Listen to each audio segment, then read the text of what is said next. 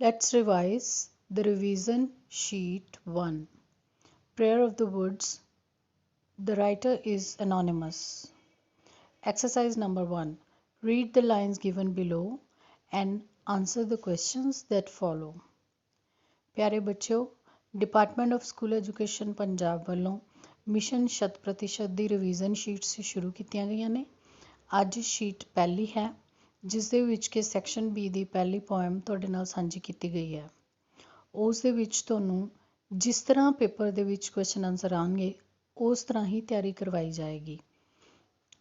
First of all, you have a stanza followed by 4 questions. This will be for 4 marks. I am the heat of your hearth on the cold winter nights, the friendly shade screening you from the summer sun, and my fruits are refreshing draughts, quenching your thirst as you journey on.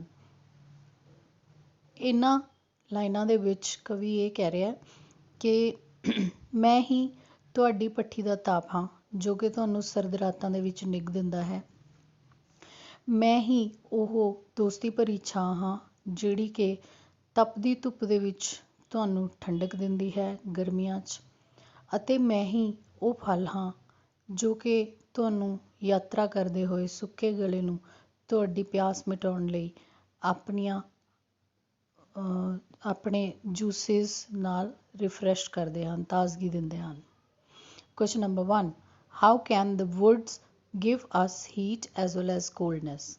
ਤਾਂ ਅਸੀਂ ਕਿਵੇਂ ਕਹਿ ਸਕਦੇ ਹਾਂ ਕਿ ਜੰਗਲਾਂ ਤੋਂ, Woods ਤੋਂ ਜਾਂ ਦਰਖਤਾਂ ਤੋਂ ਹੀ ਸਾਨੂੰ ਤਾਪ ਮਿਲਦਾ ਹੈ, ਦਰਖਤਾਂ ਤੋਂ ਹੀ ਸਾਨੂੰ ਠੰਡਕ ਮਿਲਦੀ ਹੈ।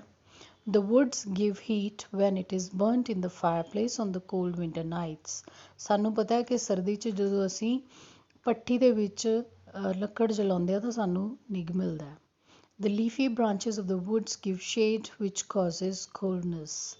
ਜਦੋਂ ਗਰਮੀ ਹੁੰਦੀ ਹੈ, ਅਸੀਂ ਦਰਖਤ ਥੱਲੇ ਬੈਠਦੇ ਹਾਂ ਤਾਂ ਦਰਖਤ ਦੀਆਂ ਟਾਹਣੀਆਂ ਅਤੇ ਪੱਤੇ ਹਵਾ ਨਾਲ ਝੂਲਦੇ ਹੋਏ ਸਾਨੂੰ ਠੰਡਕ ਪ੍ਰਦਾਨ ਕਰਦੇ ਹਨ। Question number 2.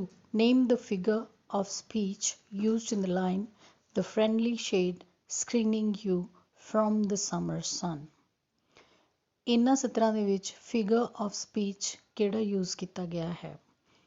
Dear students, I have already explained all the figures of speech in the class and also in my videos. So here the figure of speech used is personification. It may be alliteration also. Let me tell you what is personification and what is alliteration. Personification means when we make inhuman things talk like humans. ਜੋ ਨਿਰਜੀਵ ਵਸਤੂਆਂ ਹੋਣ ਉਹ ਇਨਸਾਨ ਦੀ ਤਰ੍ਹਾਂ ਗੱਲਾਂ ਕਰਦੀਆਂ ਵਿਖਾਈਆਂ ਜਾਣ ਸਾਡੀ ਕਵਿਤਾ 'ਚ, ਇਹ ਟੈਕਨੀਕ ਹੁੰਦੀ ਹੈ ਪਰਸੋਨੀਫਿਕੇਸ਼ਨ।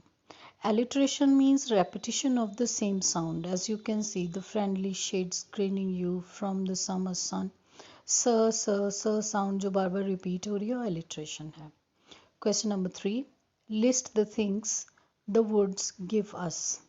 ਜੋ ਵੀ ਸਾਨੂੰ ਜੰਗਲਾਂ ਤੋਂ ਪ੍ਰਾਪਤ ਹੁੰਦਾ, ਦਰਖਤਾਂ ਤੋਂ ਪ੍ਰਾਪਤ ਹੁੰਦਾ, ਉਹ ਦੱਸੋ। The woods give us heat in winter. ਇੱਕ ਤਾਂ ਸਰਦੀ ਦੇ ਵਿੱਚ ਸਾਨੂੰ ਨਿੱਘ ਮਿਲਦਾ ਹੈ। Shade in summer, ਗਰਮੀ ਦੇ ਵਿੱਚ ਸਾਨੂੰ ਛਾਂ ਮਿਲਦੀ ਹੈ। And juicy fruit in all seasons. ਤੇ ਸਾਰੇ ਹੀ ਤਰ੍ਹਾਂ ਦੇ ਮੌਸਮਾਂ ਦੇ ਵਿੱਚ ਸਾਨੂੰ ਤਰ੍ਹਾਂ ਤਰ੍ਹਾਂ ਦੇ ਫਲ ਜਿਹੜੇ ਆ ਕੁਦਰਤ ਵੱਲੋਂ ਪ੍ਰਦਾਨ ਹੁੰਦੇ ਆ। ਇਸ ਪੈਰਾ ਦੇ ਅਕੋਰਡਿੰਗਲੀ ਹੀ ਅਸੀਂ ਲਿਖਣਾ ਹੈ ਕਿ ਸਾਨੂੰ ਵੁੱਡਸ ਤੋਂ ਕੀ ਮਿਲਦਾ, ਠੀਕ ਹੈ। ਵੈਸੇ ਇਸ ਤੋਂ ਇਲਾਵਾ ਵੀ ਬਹੁਤ ਸਾਰੀਆਂ ਚੀਜ਼ਾਂ ਹੁੰਦੀਆਂ ਹਨ, ਪਰ ਅਸੀਂ ਪੈਰਾਗ੍ਰਾਫ ਦੇ ਅਕੋਰਡਿੰਗਲੀ ਲਿਖਣਾ। Question number 4. What does the line refreshing droughts refer to? ਇਸ ਲਾਈਨ ਦਾ ਕੀ ਮਤਲਬ ਹੈ? It refers to juicy bites of the fruit. ਇਸ ਦਾ ਮਤਲਬ ਹੈ ਕਿ ਜਦੋਂ ਅਸੀਂ ਫਲ ਖਾਂਦੇ ਹਾਂ, ਉਸ ਦੀਆਂ ਬਾਈਟਸ ਲੈਂਦੇ ਹਾਂ ਤਾਂ ਉਸ ਦੇ ਨਾਲ ਸਾਨੂੰ ਜੂਸ ਵੀ ਮਿਲਦਾ ਹੈ, ਜਿਸ ਦੇ ਨਾਲ ਸਾਡੀ ਪਿਆਸ ਬੁਝਦੀ ਹੈ। Now, exercise number 2.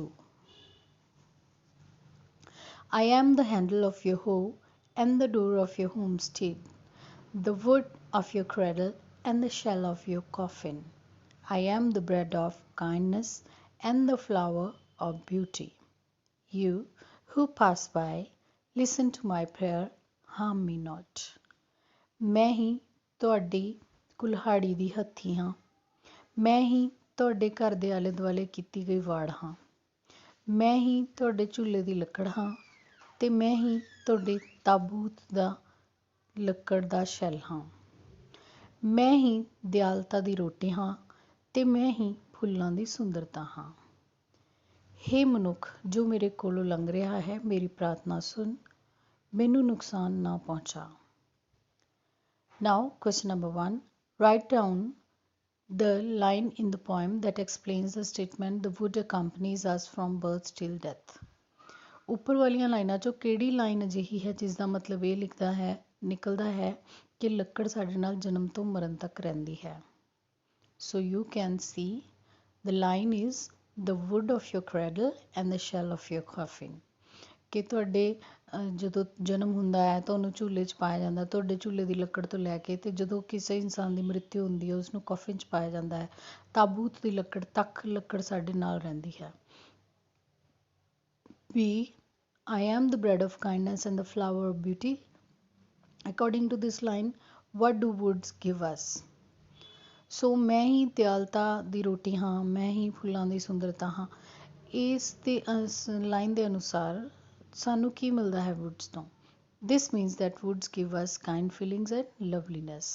ਇਸ ਦਾ ਮਤਲਬ ਹੈ ਕਿ ਦੋ ਚੀਜ਼ਾਂ ਸਾਨੂੰ ਪ੍ਰਕਿਰਤੀ ਤੋਂ ਮਿਲਦੀਆਂ ਹਨ। ਇੱਕ ਤਾਂ ਦਿਆਲਤਾ ਮਿਲਦੀ ਹੈ ਤੇ ਦੂਸਰਾ ਸੁੰਦਰਤਾ। C. Who is the speaker in the poem? The woods is the speaker in the poem. ਸੋ ਜੰਗਲ ਜਾਂ ਦਰਖਤ ਇਸ ਕਵਿਤਾ ਦੇ ਵਿੱਚ ਸਾਡੇ ਨਾਲ ਗੱਲਬਾਤ ਕਰ ਰਹੇ ਹਨ। Last question. What is the prayer of the woods to human beings? ਇਨਸਾਨਾਂ ਨੂੰ ਕੀ ਪ੍ਰਾਰਥਨਾ ਕਰ ਰਹੇ ਹਨ ਜੰਗਲ? The prayer of the woods to human being is that they should not harm them. ਇੱਕੋ ਇੱਕ ਪ੍ਰਾਰਥਨਾ ਅੰਤ ਦੇ ਵਿੱਚ ਕੀਤੀ ਗਈ ਹੈ ਕਿ ਸਾਨੂੰ ਨੁਕਸਾਨ ਨਾ ਪਹੁੰਚਾਓ, ਕਿਉਂਕਿ ਅਸੀਂ ਜਨਮ ਤੋਂ ਲੈ ਕੇ ਮਰਨ ਤੱਕ ਤੁਹਾਡੀ ਸੇਵਾ ਕਰਦੇ ਰਹਿੰਦੇ ਹਾਂ। Now, the central idea of the poem. The poem underlines the importance of the woods in human life. ਇਸ ਕਵਿਤਾ ਦੇ ਵਿੱਚ ਸ਼ੁਰੂ ਤੋਂ ਅੰਤ ਤੱਕ ਇੱਕੋ ਹੀ ਗੱਲ ਕੀਤੀ ਗਈ ਹੈ ਕਿ ਸਾਡੀ ਜ਼ਿੰਦਗੀ 'ਚ ਲੱਕੜ ਦਾ ਕੀ ਰੋਲ ਹੈ। The trees help man in different ways. ਜੋ ਦਰਖਤ ਹਨ ਉਹ ਇਨਸਾਨ ਨੂੰ ਵੱਖੋ ਵੱਖਰੇ ਤਰੀਕੇ ਦੇ ਨਾਲ ਮਦਦ ਕਰਦੇ ਹਨ। They are used by human beings at home and at work. ਅਸੀਂ ਆਪਣੇ ਘਰ, ਆਪਣੇ ਕੰਮ ਦੇ ਸਥਾਨ 'ਤੇ ਹਰ ਜਗ੍ਹਾ 'ਤੇ ਲੱਕੜ ਦਾ ਇਸਤੇਮਾਲ ਬਹੁਤ ਤਰੀਕਿਆਂ ਨਾਲ ਕਰਦੇ ਹਾਂ। They are useful in the cold winters as well as hot summers. ਲੱਕੜ ਠੰਡ 'ਚ ਵੀ ਸਾਡਾ ਸਾਥ ਦਿੰਦੀ ਹੈ ਅਤੇ ਗਰਮੀ 'ਚ ਵੀ ਸਾਡਾ ਸਾਥ ਦਿੰਦੀ ਹੈ। They give him a variety of juicy fruits to refresh himself. ਇਹ ਲੱਕੜ ਕੀ ਕਰਦੀ ਹੈ? ਇਹ ਦਰਖਤ ਇਹਨਾਂ ਦੇ ਉੱਤੇ ਹੀ ਫਲ ਉੱਗਦੇ ਹਨ ਅਤੇ ਉਹਨਾਂ ਫਲਾਂ ਨਾਲ ਹੀ ਸਾਡੀ ਪਿਆਸ ਬੁਝਦੀ ਹੈ, ਉਹਨਾਂ ਦਾ ਜੂਸ ਪੀ ਕੇ ਸਾਡੀ ਪਿਆਸ ਬੁਝਦੀ ਹੈ। The wood is used by man from birth to death. ਸੋ ਲੱਕੜ ਇਨਸਾਨ ਦੇ ਕੰਮ ਆਉਂਦੀ ਰਹਿੰਦੀ ਹੈ, ਇਨਸਾਨ ਉਸ ਨੂੰ ਜਨਮ ਤੋਂ ਮਰਨ ਤੱਕ ਵਰਤਦਾ ਰਹਿੰਦਾ ਹੈ। Man should not harm trees. ਔਰ ਇੰਨੀ ਸੇਵਾ ਦੇ ਬਦਲੇ ਉਲਟਾ ਦਰਖਤਾਂ ਨੂੰ ਖਰਾਬ ਕਰਨਾ, ਕੱਟਣਾ, ਜੰਗਲਾਂ ਨੂੰ ਕੱਟ ਦੇਣਾ ਇਹ ਗਲਤ ਹੈ। ਇਨਸਾਨ ਨੂੰ ਇਹ ਨਹੀਂ ਕਰਨਾ ਚਾਹੀਦਾ। This slide has been prepared by Siddharth Chandra, lecturer in English, Government Senior Secondary School, Salaria, Pathankot. Vetted by Harpreet Randhawa, lecturer in English, Government Senior Secondary School, Mahi Nangal, Bathinda. My dear students, revise all these sheets. These are examination oriented. I hope you understood the complete slide. Thank you. Have a nice time.